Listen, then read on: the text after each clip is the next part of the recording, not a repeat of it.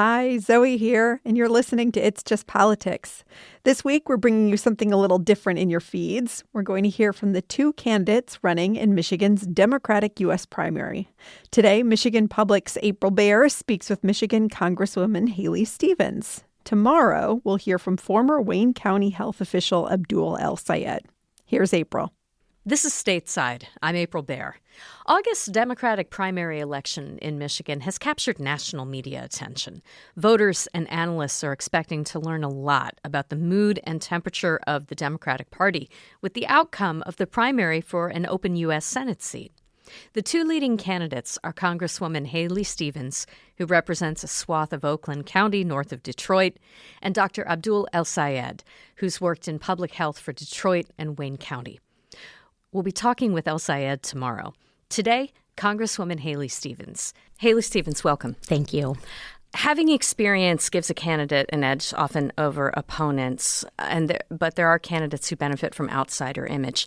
Is there anything that you would want to say to voters who maybe see you as more of an establishment person rather than someone who has their best interests at heart? Well, I'd say that the time that we are in right now is so very serious. And what led me to putting up my hand to run for United States Senate instead of staying comfortable in the House seat that I was in, that I could have run for re-election in, is because a fully paralyzed veteran reached out to me last year when he saw Elon Musk with the chainsaw and asked if he was still going to get his benefit check. A Michigan fully paralyzed veteran. It's not the time to be comfortable. And it's also the time to be engaging in our country's democracy, the deliberations for who's going to stand up and fight for us. I think this has been a really healthy and incredible process, and it's been important for Democrats as well. I want to ask you about an issue that has been very concerning to a lot of voters, immigrations and customs enforcement, and also Customs and Border Protection actions to implement the Trump administration's mandates. Some candidates have called for abolition of ICE or CPB or CBP, and you're one of those who actually calls for reforms rather than abolition. Well, what issues should be addressed first? Yeah, look, I don't think slogans or shouting into the bullhorn totally gets us out of this mess. We need to tackle head-on accountability. ICE agents from top to bottom who have committed crimes need to be held accountable. I have legislation to create a special prosecutor to do that. I have also used my current position to stop the funds that are going into this corruption and abuse of power.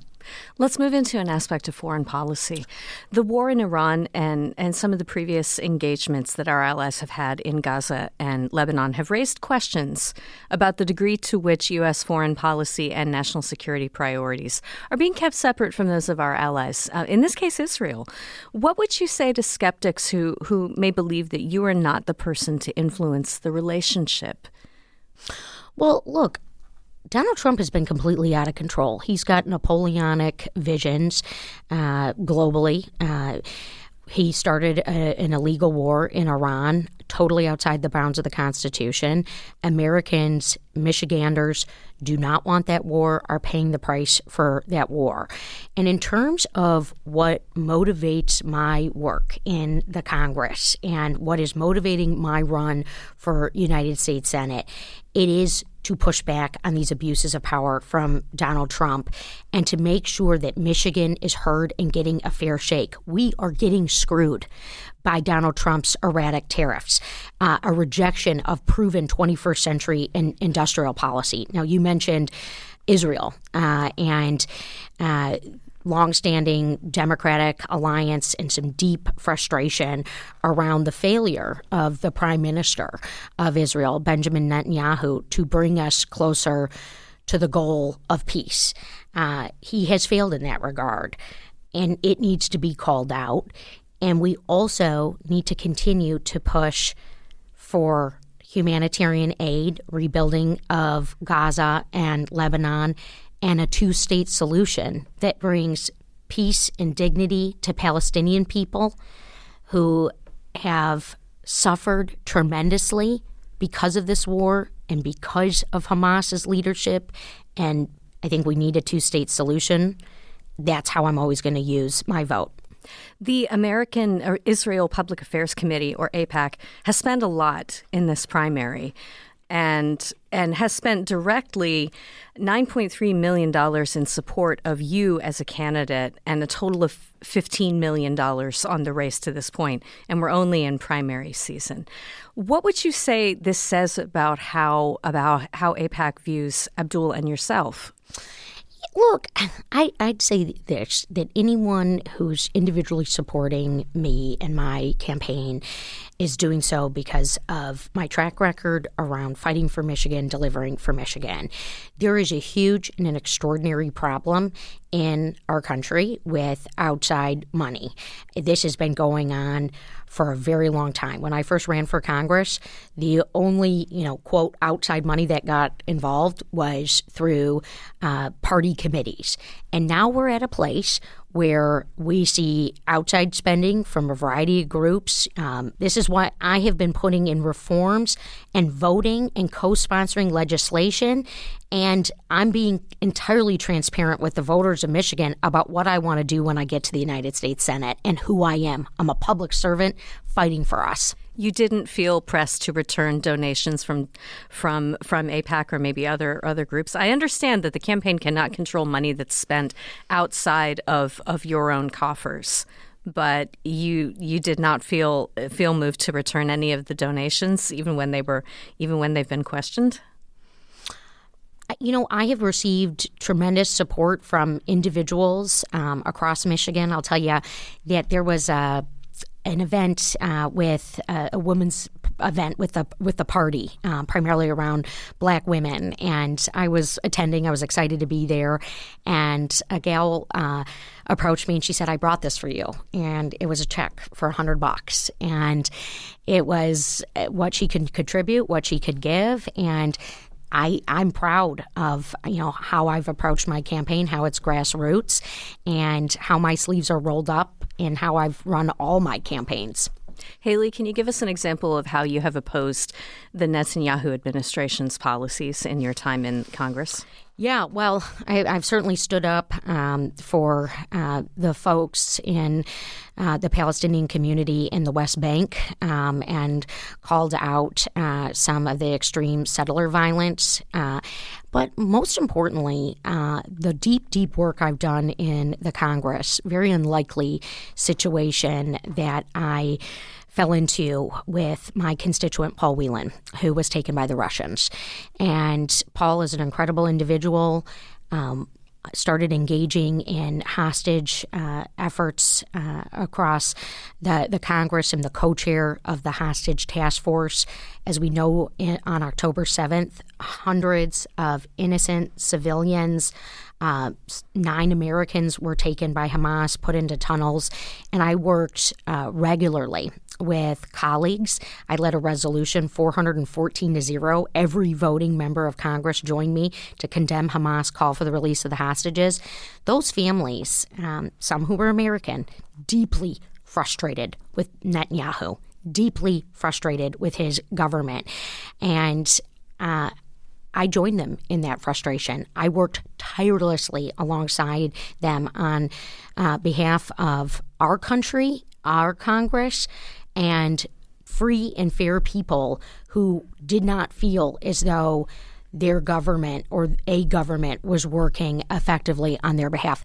I really encourage voters and listeners to, if this is an area of interest, to look into that more. I could talk on, but I will tell you that this is another example of where folks felt failed by Mr. Netanyahu. Let's bring it back around to domestic matters. As you know, data centers are in the works in many communities around Michigan. How do you think the federal government should change the way it regulates data centers or AI processes more generally? Well, look, Michiganders are getting the short end of the stick, and it's not acceptable. And I have joined them in leading legislation to hold DTE accountable to lowering rates. And if they're not going to do it, they're going to lose federal funds. Data centers are being built off of the backs of our hard work and our taxpayer dollars, and our rates are only going up, and it's not acceptable. And I am calling it out now. I'm leading efforts now to support hardworking Michiganders, and I plan to do that only in a bigger and more ferocious way from the United States Senate. Would you support a moratorium? Well, look, as a federal lawmaker, I'd have to see the legislation. I don't know what exactly that looks like, not in part because I'm trying to shapeshift. This is a state issue. This is a local issue. I don't like making false statements that actually can't be achieved from my role. I thought it was interesting what New York did, which is they did a 1 year to say, hey, let's get all of this stuff right. Here's the other problem, though. We have 50 data centers already built. So, and I see Donald Trump gutting the Environmental Protection Agency. I see the Great Lakes Water Authority without the resources to build new pipes. What the heck's going on here? So I'm going to fully fund the personnel for EPA and water safety and safety in and around our communities so that Michiganders are protected. So you can say a moratorium. That's interesting. But what do we do about the ones that have already been built? Let's talk about healthcare. As you know, there's been some churn in the incentives that have supported the Affordable Care Act. And the result of that is that Michiganders are paying a lot more for their health care packages when they're self-funding, if they're paying for them at all. A lot of people have just dropped out of the Affordable Care Act market. And costs for other health plans supported by employers are also up. Is there legislation you would propose or support that would fix a healthcare system that a lot of people experience as broken? Yeah, Michiganders haven't just dropped out, they've been pushed out. And they have gotten screwed over by Donald Trump. And the tax bill that gave $70 billion to ICE, gave a tax write-off to billionaires, and slashed the tax subsidies. We can also look at what's gone on with Medicaid, which has been unconscionable and wrong. I want to see us expand Medicaid. I am very proud to have taken on pharmaceutical and drug companies to cap the price of prescription drugs, particularly insulin, at $35 a month. And I'll tell you about a Detroit restaurant owner who I was talking to the other day. I was asking about his health care because I know that restaurants are small businesses and they a lot of times are strapped and not able to offer health care to their employees or even to themselves, and they go on the exchange. And I was asking him what he wanted to see. And he told me, he said, he goes, I don't know if I'll ever believe it to see our healthcare system get fixed. That is a darn shame. I have a deep background in industrial policy, manufacturing policy. I stood behind President Biden when he signed the CHIPS Act into law. I played a lead role in getting that legislation done, and I'm darn proud of it. By the way, there was tons of investment into STEM equity and equal education opportunities in that legislation, something that Donald Trump has now completely cut. Why is our healthcare system so complicated? Why? Why not say that $100 a person every year? I mean, add that up. Am I hearing you in support of single payer? Look, I'd say this, that we've got to work within the system that we have, but we got to stop these big insurance companies from robbing us blind. And there's one path, that I spend a lot of time talking to stakeholders about, and it is this deep frustration with insurance companies. I think going into litigation and lawsuits and more disruption may not be the answer. But I will tell you, the Medicare challenges of who gets signed up and how they get signed up, and if they don't do it in the right window and then they're left without the proper coverage, Social Security recipients seeing a slight cost of living increase just to see their health care costs go up. Something is deeply broken here. Quality and access and affordability is very key here. I want this American experiment to work, but right now it is not. There's a question that we probably could have spent this entire time talking about, and that is just the cost of living in Michigan right now. What can one senator do to bring costs down? Well, look, again, I'm not in the business of slogans. We all know that the costs are too damn high. Here are our indicators. 60% of Americans now living paycheck to paycheck. Something that I have been eyeing for the last handful of years is the ballooning consumer debt and default rates. As someone who was in the Department of the Treasury during the Great Recession, working on the auto rescue, which was across the hall from the home ownership affordability and saving people's homes office, I will tell you that this keeps me up at night. How I lower costs, I believe, has to be a multi-pronged approach as a U.S. Senator. Here's what I'm offering to the people of Michigan. No tariffs on groceries.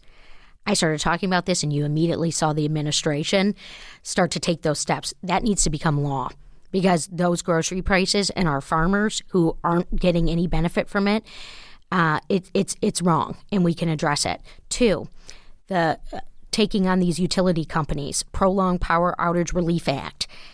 I've got that legislation. I've had it for years. Wrote it to provide relief and to take on these utility companies when they're raising rates. We just have to get aggressive. I cannot see Michigan residents continue to get double taxed. 3, big, bold bill that I have, Unearth America's Future Act. Lessen our dependence on China for critical minerals and components throughout our supply chain, create jobs here and lower costs because we save on shipping. That's real industrial policy, not this crap we're getting from Trump, which is taking on Canada when he promised to take on China. That's also raising rates. Let's be very clear. Small business revenues in Michigan are down 40% in a lot of communities because of this trade war with Canada. Haley, the available polling we have show you ahead of your primary opponent at this point. However, a statistically significant number of voters are still undecided for August's primary. Voters with less information may just be waiting in, maybe looking at the socials to see, what you stand for and what you're like. There have been clips circulating with tone and mannerisms where you are definitely fired up. Some might even say a little over the top. Is there anything that you would want to say to people who are just getting to know you in this way at this stage of voting? Well, I have no problem laughing at myself. I've been having some roll on the floor laughing moments with some of my best friends about clips circulating on the internet. And obviously, it's no laughing matter what we're going through in Michigan. But I am an extrovert's extrovert. I really thrive off the energy of people and what our state is all about and connecting with people. And look, as voters are making up their mind in this Democratic primary, I win primaries and I win tough general elections. That is what I have done time and time again. And so it is very humbling. It is very energizing for me to go out there and earn the rest of the remaining votes. It's amazing that we've got this absentee process in Michigan. I feel very strongly about voting rights, ongoing civil rights, and what is on the line. Mike Rogers will be a roadblock. I will beat him. I will eat his lunch and breakfast and a little bit of his dinner on all these issues, and together we will make Michigan shine. Rep. Stevens, thank you so much for your time. Thank you. That's Stateside for today. I'm April Baer. Thanks for listening. We hope you can join us again tomorrow. Take care.